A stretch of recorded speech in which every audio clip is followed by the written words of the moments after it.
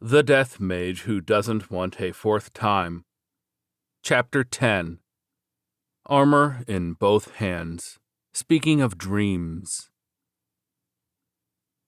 A week after Vandaloo left, Cashew, the leader of the Wind Chasers, who had obtained the rights to explore the dungeon first from the Adventurers Guild, entered said dungeons with his companions in high spirits. The prestige and advancement for their party that came with the rights to the first exploration were not the only reasons that they wanted it so badly. The treasures inside the dungeon were a big draw for them as well. The ranks of the monsters that appeared in dungeons and the quality and value of the items one could obtain from them are fixed to some extent. However, that only applies for dungeons that have already been discovered and have adventurers enter them regularly. The longer a dungeon went with nobody entering and clearing the monsters out, the more the monsters multiplied and killed each other, increasing the levels of those who won such internal conflicts, and possibly even increasing their rank. This would make the dungeons more difficult, but the value of the items inside would also increase accordingly. This would be especially true of this dungeon, as it was an unexplored dungeon that nobody had ventured into. The first exploration of any dungeon is a high-risk venture, but one that yields high rewards. For this reason, Cashew and his companions had checked their equipment and prepared for the dangers, while at the same time anticipating great rewards for their efforts. However, what they found was disappointing. On the first floor, only goblins appeared, with a few goblin soldiers and archers mixed in. They lit their lanterns and proceeded with caution through the second floor, and it gave them no trouble. The third floor was a simple matter of watching their steps through the mud.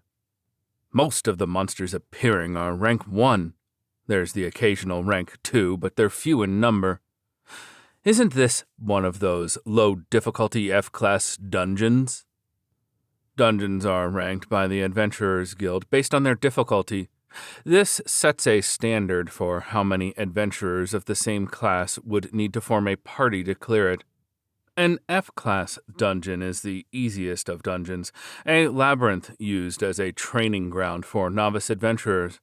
Of course, the rewards that could be harvested from such a dungeon would be nothing but pocket change for Cashew and his companions, who were D-class adventurers. But why have the dungeon's stairs turned into ramps? The hardest part about this dungeon is getting up and down those. Who knows, maybe it's to train your legs? However, once they passed the third floor, they no longer had the leisure to make such idle chat. As they descended into the fourth floor, they were forced to fight for their lives. Why are there rank 3 zombie soldiers and wraiths coming out all of a sudden? Cashew, there's a skeleton soldier aiming at us from further inside. Yeah, there's even a stone golem coming this way. Up until the third floor, Vandaloo had cleared the monsters once, so there were few rank 2 monsters. However, he had not defeated a single monster on the fourth floor. In addition, the stone golems that Vandaloo had created to avoid traps had been added to the dungeon's repertoire of monsters.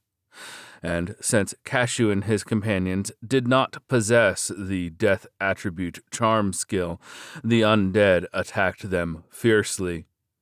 Cashew's party, the Wind Chasers, were aiming for a promotion to C-class, so they had fought not only rank 3 monsters, but even rank 4 monsters in the past. And they had even combined all of their members' strength to defeat a rank 5 monster on one occasion. They were veterans that would be able to defeat rank 3 monsters even if they were outnumbered 2 to 1. However, they were not strong enough to be able to continuously fight against an endless swarm of them.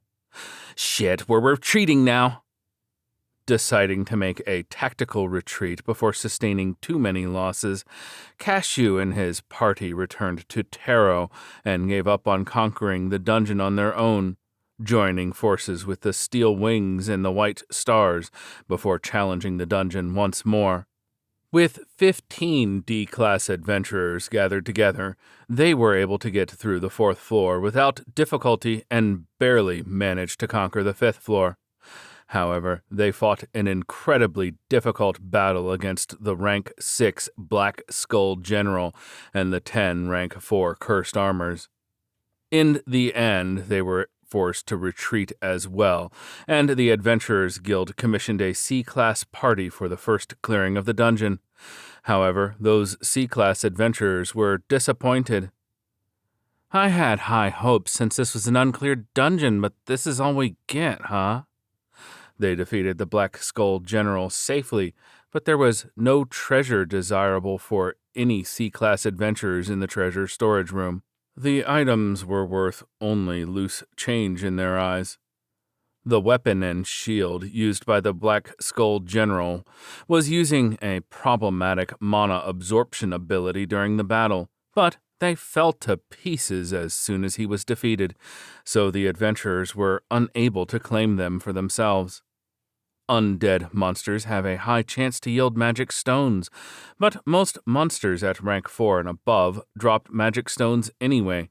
They would dismiss this dungeon as a failure in their disappointment and put it behind them, but they would never have imagined in their wildest dreams that an infant who was not even an adventurer had cleared the dungeon before them. Afterwards, this dungeon was classified as an E-class dungeon, and the explanation given for the fact that powerful monsters had appeared below the 4th floor was that the dungeon had simply been left alone by adventurers for too long.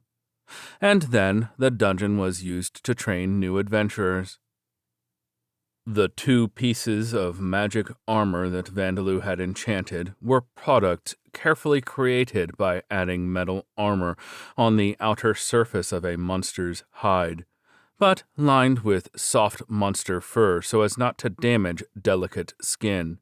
In addition, the mana imbued in them granted all kinds of resistances, so even though they appeared to be thin, fragile items, they were actually sturdier than the average plate armor.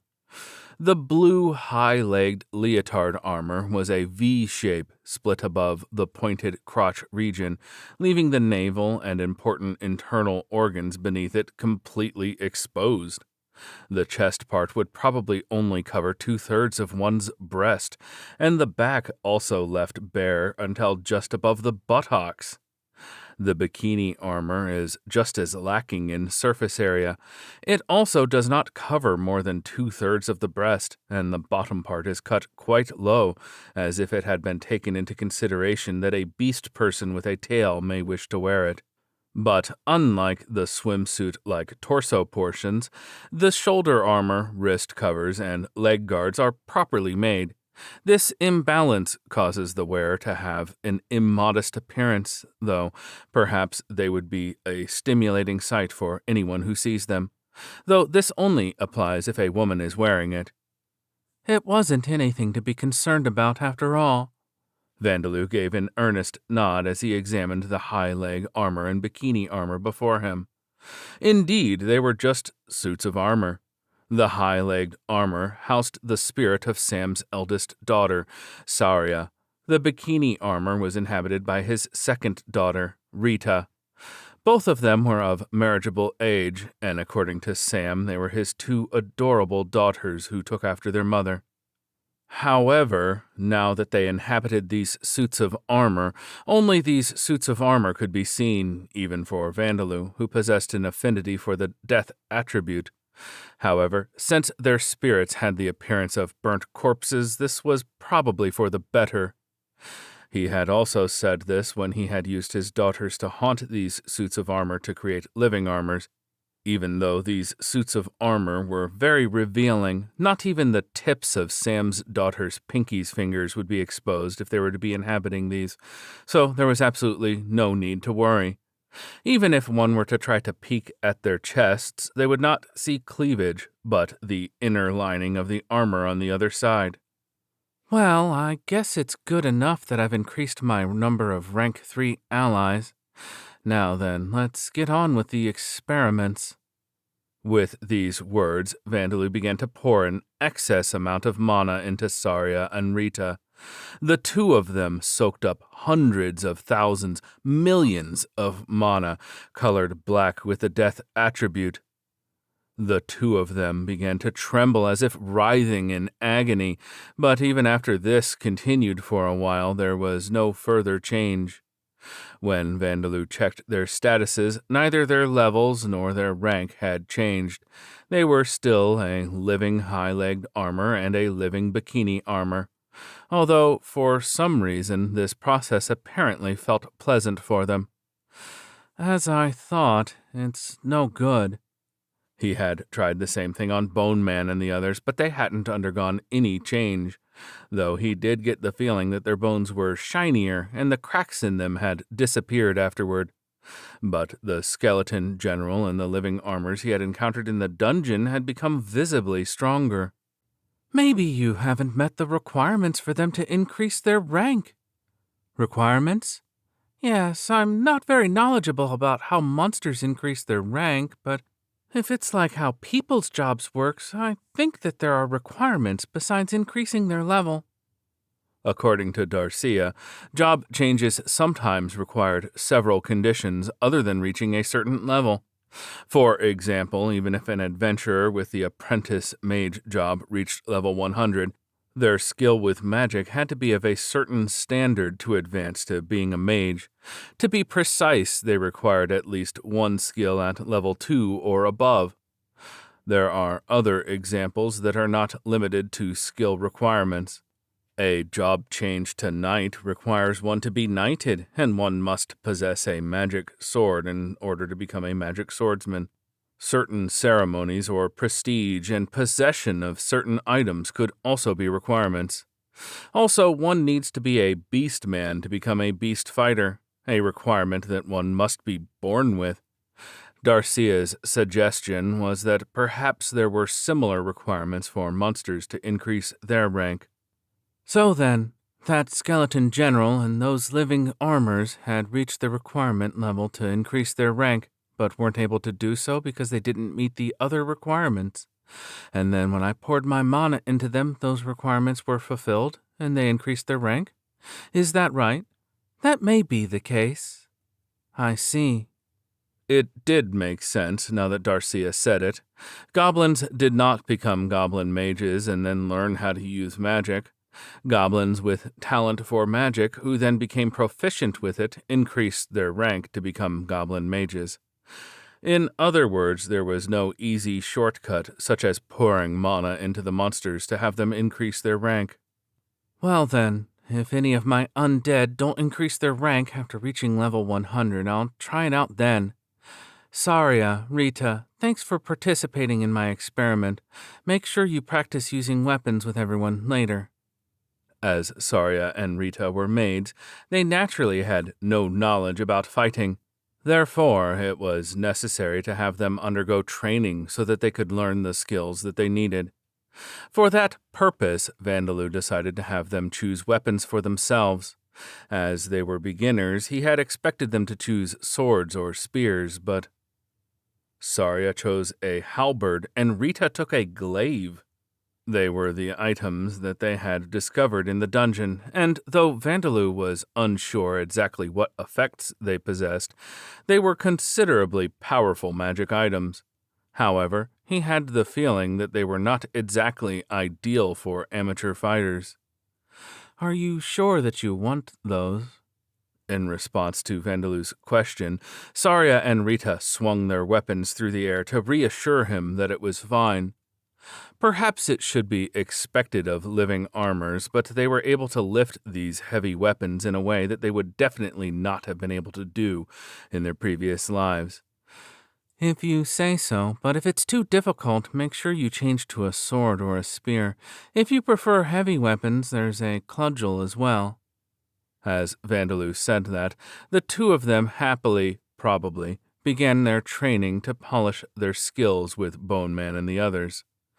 It was a general rule that skills leveled up as one used them, so they were trying to make use of the fact that the undead needed no sleep or rest in order to carry out their training.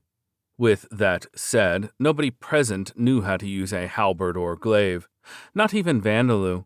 So the training simply consisted of trying to swing it downwards, stabbing it forward like a spear and slashing sideways.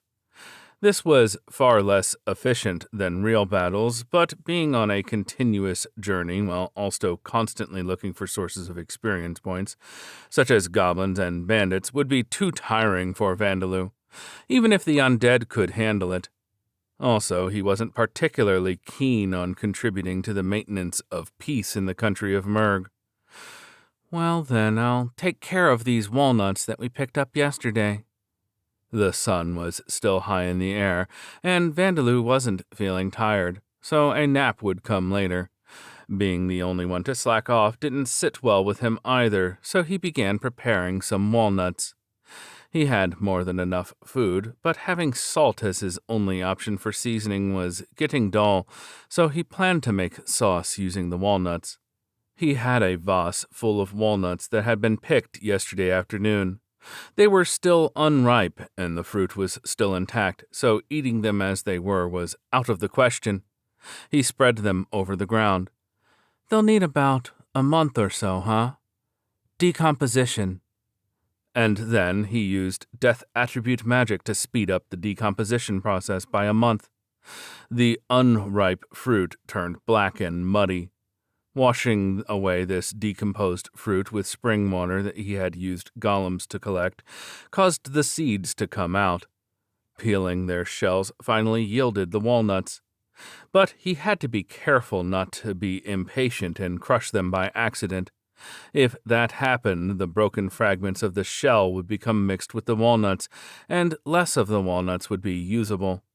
And so he used earth golems to cook them lightly, using a fire that he had created by making golems from firewood and having them rub against each other.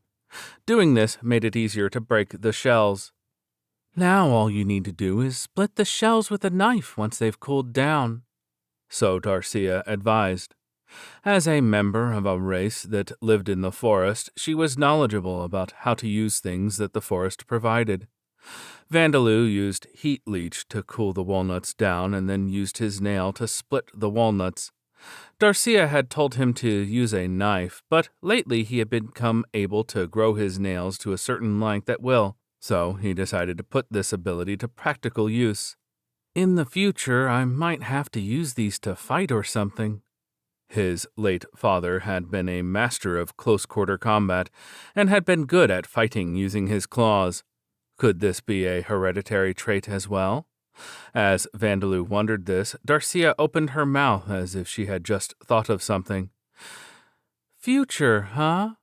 Do you have something you want to become in the future, Vandaloo? Future? I want to become a high-class adventurer, build up achievements, and become a nobleman. And then I want to become well-known in society. The first part is childish, but I have to question the second part. But that's what I need the most, societal fame. Vandaloo answered her question while loudly splitting the walnut shells with his nails. When Amemia Hidoto and the others are reincarnated here in the future, even if Rodcart tells them about me, they won't be able to do anything too reckless if I'm well known in society. Vandaloo had recently come to realize that he had something in common with Amemia Hidoto and the others. Unable to return to Earth, they would have to live on Lambda until they died. Even with cheat-like abilities, Amemia and the others would not so easily be able to make the entirety of society their enemies. By being reincarnated here, they would have parents and siblings in this world. They would also likely find friends and perhaps even lovers. If Vandaloo was well known in society, they would not be able to lay their hands on him carelessly, as that would cause trouble for their family and everyone involved with them. If Vandaloo was a nobleman, even more so. Mom, if I have political power and fame, society will become my shield. I think I meant something different with my question. If you don't have to worry about that Amemia person and the others, what would your dream be? If I didn't have to worry about those guys? Vandaloo realized what Darcia was trying to ask. In short, she wanted to know his future dreams, what he wanted to become, and what desires he wished to see fulfilled. Innocent dreams, such as children of Earth wishing to become major leaguers, or soccer players, or movie stars. However, the problem was that Vandaloo was not a dreaming child. He had a feeling that he admired pilots a long time ago. However, after coming to live with his uncle's family, he came to admire bodybuilders. He dreamed of owning log-like upper arms and clear abdominal muscles. He imagined that if he became this strong, he would escape his uncle's control. But he felt that this still didn't answer Darcia's question. So, what was the answer? In origin, all he could dream of was his own freedom. I want to be happy, I guess. After thinking for a short while, the answer he came up with was a very simple one. As Vandaloo mashed the peeled walnuts on top of the stone plate, he looked into the distance. I want to be happy, build up a warm family, and relationships with others, and live in luxury. It was such a common, vague dream, but it was what Vandaloo truly wanted. It was the ideal that he had yearned for, even before he died on Earth. With that said, the luxury he had in mind wasn't driving around in a Cadillac or a Ferrari with a beautiful woman in the passenger's seat wearing top-brand clothes and wristwatches, or owning a mansion in the center of the city. Vandaloo hadn't consciously realized it yet, but he had a deep-rooted complex when it came to luxury. On Earth, when he was called a Mamiya Hidoto, his uncle had raised him sternly so that he would become independent once he became an adult. For this reason, he had prohibited any good treatment towards Hidoto and disallowed him any luxuries. Leaving him as the only one not to receive any Christmas or birthday presents was only the beginning of this. And so, during Vandaloo's time on Earth, he had been denied everything that his uncle had deemed a luxury.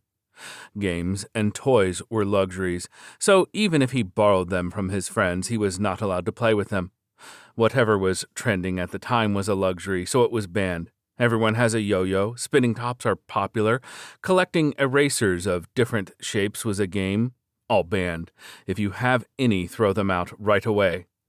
Steaks and cakes were also luxuries. Hamburger patties are steaks, so they are a luxury and are banned. Don't eat them, even when the school provides them. If you eat it, you have to throw up. Bulk packs of products, making a saving is a luxury. Those are banned. Steak-flavored snacks are banned. Ah, what a pain, but sweet foods are also banned. Eating out is a luxury, so it's also banned, whether it's fast food or whatever. Traveling is a luxury, so school trips are banned.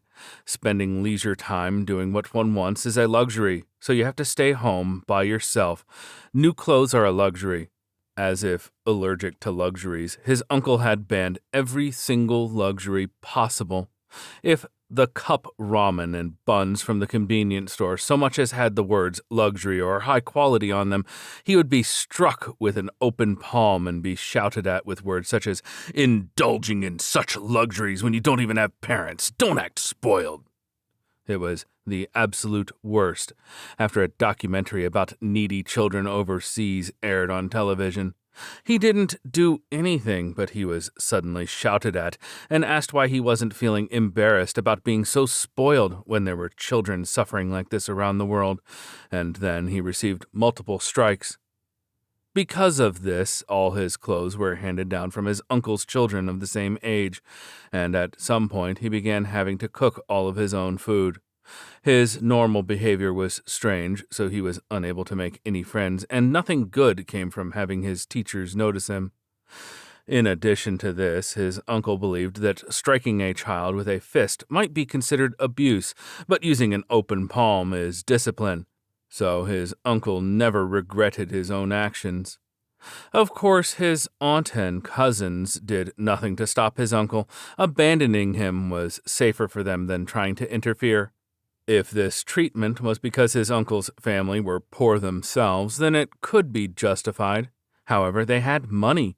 They had Vandalu's inheritance from his parents and their life insurance, also the reparation fees paid by the person who had caused the accident that took their lives.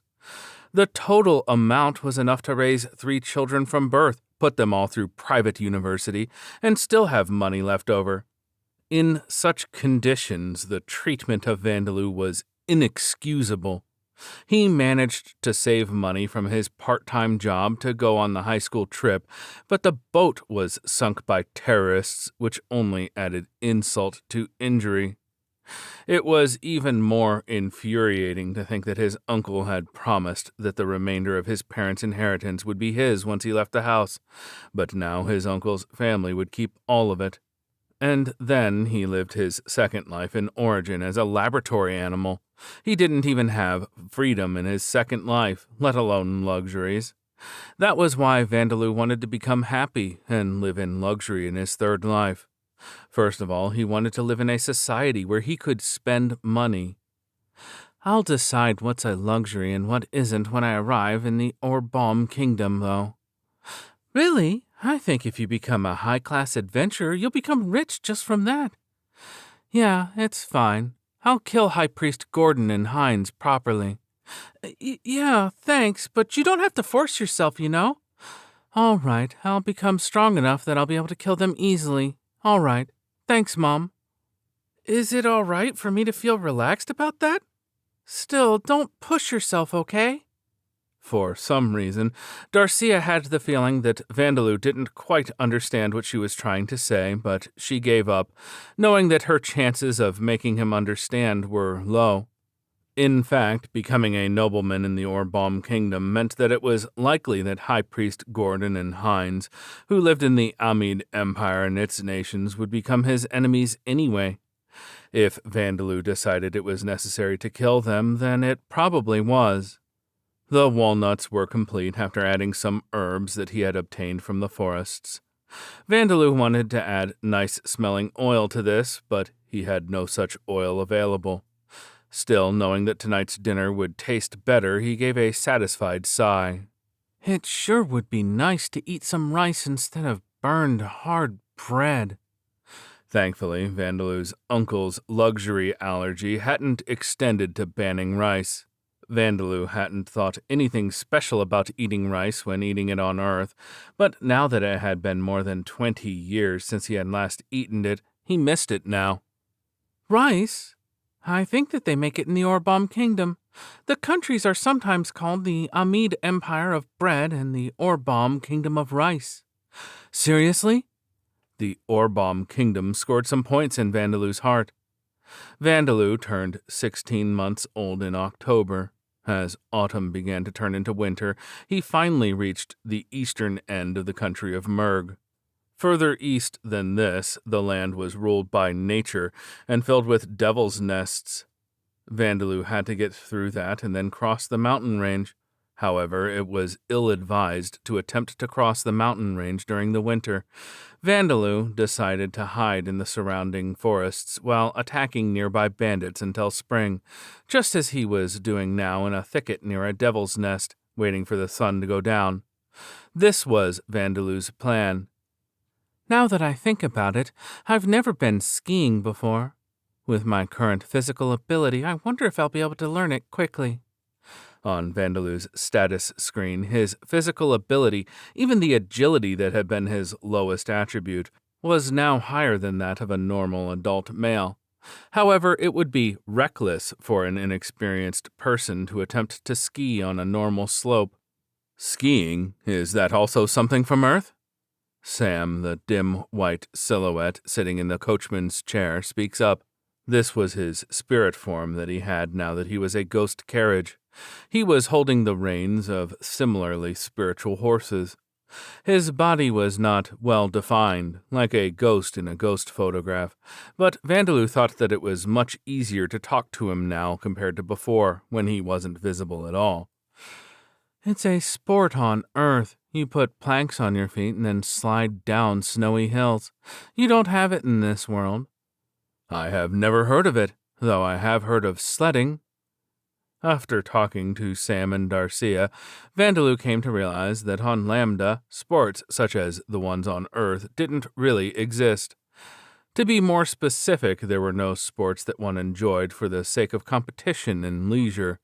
They competed in swordsmanship and archery skill, but on the assumption that such skills would be used to fight Munster and participate in wars. The same went for athletics and horse riding. The only exceptions were the things that royalty and noblemen learned for the sake of knowledge. Ball sports such as baseball and soccer, and leisure sports such as surfing and skiing didn't exist in Lambda. It could be assumed that this was because there were many powerful monsters, so there wasn't as much freedom as there was on Earth. It was better to become able to fight than to waste one's physical ability on such sports. With that said, even if competitive sports were not developed, it was surprising that sledding had not progressed into the invention of skis after 10,000 years. This sort of thing was probably the reason that Rodcart considered this to be an inferior world. Well, it was possible that there was a snowy country that Sam didn't know about. Sam, skiing is... As Vandaloo began explaining what skiing is, he heard a faint voice. A woman's scream? That is what it sounded like. And then the wind brought a faint, pleasant scent that stimulated Vandaloo's appetite. The smell of blood. In the direction that this wind came from, a woman had let out a scream and was bleeding. In other words, she was being attacked by something. What shall you do? The reason Sam asked this was because Vandaloo's party's options were not limited to the normal ones of go help and avoid getting involved. In the country of Murg, all of them were considered monsters that should be exterminated. It was easy to imagine helping this poor woman and being thanked by being brought to an adventurer group that received a request to exterminate them. Therefore, if Vandaloo logically considered the risks, he would ignore the scream and continue on with his journey. With that said, now that Sam had learned about Vandaloo's personality and goals, he doubted that Vandaloo would choose such an option. Sam, head upwind. Bonebird, scout up ahead. Bone Man, Saria, and Rita, get in the carriage. Vandaloo's decision was, for now, help out if it seems dangerous, and then think about what to do afterwards. It seemed like a wait-and-see approach, but he couldn't decide, let's help her and bring the woman back to life if she had already been killed. But on the other hand, he could easily choose the alternative of let's stop helping her at any time and kill her to make sure she didn't talk. Therefore, his choice was logically correct, Vandaloo thought. Bonebird gave a cry as it flapped its spirit wings and took off into the air, and Bone Man, Saria, and Rita, who had been busy with their combat training, jumped into the carriage. As you wish, Bochan. The spirit horses began to run at a gentle pace. Sam was one of the few undead who could speak to Vandaloo, and though he offered his opinions sometimes, he never opposed Vandaloo's commands. And then Vandaloo magically linked Bonebird's vision to his, allowing him to see what Bonebird saw. As Bonebird flew higher and higher, he could see several humans doing something at the boundary at which the forest ended and the grass-covered plain began. Because Bonebird had no eyeballs, or perhaps because Vandaloo's magic was still not advanced enough, its vision was worse than that of a living bird. Even so, he could vaguely make out the humans' situation. There were 5 of them in total. No, 6. Among them, 3 of them were standing. 1 of them was collapsed on the ground. 1 more was straddling that person, and another was crouching down next to her. Other than the one lying on the ground, all of them were men. 3 of them were wearing metal armor. 1 was in leather armor, and the other was in robes. It was one of the metal-armored ones that was straddling the person on the ground. Judging from the fact that their equipment was all different, they were likely to be adventurers. They did seem quite cautious about their surroundings, but that caution was directed towards the Devil's Nest to make sure that no monsters came out of there to attack them. They were not expecting any attack to come from the thicket. Made of only bones and a faintly glowing spirit form, Bone Bird would be difficult to spot in the middle of a sunny day, so there was no chance that it would be noticed while it was scouting. The one laying on the ground was a woman with long hair and an unusual skin color, grayish-brown. She was half naked and bleeding. The man crouched down next to her, reached his hand out toward her chest. "Sam, use silent steps and go as fast as you can. Let's kill them all, guys." This scene caused Vandalu's blood to rush to his head, and he calmly decided to slaughter all of these men. They seemed to be adventurers, but they were a lowly, bandit-like group. Vandalu felt sad to think that there would be more guys like the blue-flamed sword Hines in a place like this. Did the adventurers of this country have no morals? "Certainly, Bochan." Sam swung the reins up and down, and the carriage's speed suddenly increased. However, this didn't cause the carriage to shake, and the sound it produced was unbelievably small. The rough road travel skill made it possible to use the high-speed travel skill even on the unpaved surface of the field. The noise that was supposed to be produced by the hooves of the spiritual horses that were a part of Sam's body were erased by the silent steps skill. In addition, the carriage should have been shaking violently, but this was prevented by the impact resistance skill. Sam was a carriage filled with cheats. Vandalu thought that he could become a high-class limousine. Bone Bear, Bone Wolf, and Bone Monkey were running alongside the carriage at wild speeds. "Bone Man, you wait for my signal, and then you use your bow to get a preemptive attack on the one in leather. He's probably a thief, so it'll be hard to track down if he gets away. Sam could probably chase him down, but just in case, I'll make the robed one that looks like a mage powerless. The rest of you each take the armored ones on, 2 to 1. As Vandalu spoke, he gave a sideward glance at Bone Man, who was knocking an arrow in his bow. "Right, let's save that girl." This was the right thing to do. Monster explanation. Living armors. These are suits of armor inhabited by evil spirits. Most of them are inhabited by spirits of soldiers, knights, or adventurers who experienced fighting with armor on during their lifetimes, but few of them retain their memories and personalities.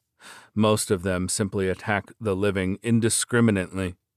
Their strength depends on the armor they inhabit and the weapons that they hold, but living armors made from chainmail and half-plate armor are rank 3. Ones made from full-plate armor are classified as rank 4. There are rare cases where living armor are made from magic items, but in those cases, the rank depends on the features of those magic items. As proof that one has eliminated a living magic armor, the magic stone that almost always drops, regardless of the living armor's rank, is used. The material that can be obtained from the living armors are the armor that was possessed and the weapons and shield that were used. Since they are covered in mana, there is a chance that these items will become magic items.